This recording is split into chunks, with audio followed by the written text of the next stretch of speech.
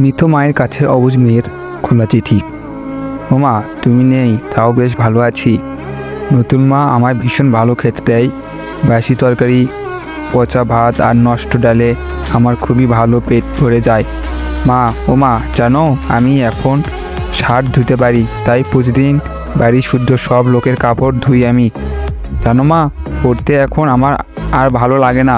আমার এখন আর কোনো বই নেই, আমার এখন কোনো খাতা নেই, কলম নেই, নেই কোনো স্কুল ব্যাগ। জানো মা, আমার নতুন ছোট ভাইও আমায় প্রায় লাথি দেয়।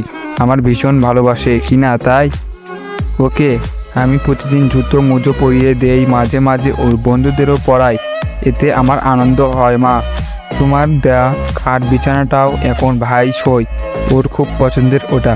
আমার কথা ভাবছো? আমি সিঁড়ির নিচে মাদুর পেতে শুই, আমার একটুও কষ্ট হয় না। মা জানো, ঈদ এলে আমি পুরনো কাপড় পাই, সেই কাপড়ে তোমার মেয়েকে রাজকুমারী দেখায় মা, যে কিনা এক রাজ্যহীন কুমারী। মা জানো, বৃষ্টি হলে মেঘ ডাকলে আমি আজও ভয় পাই।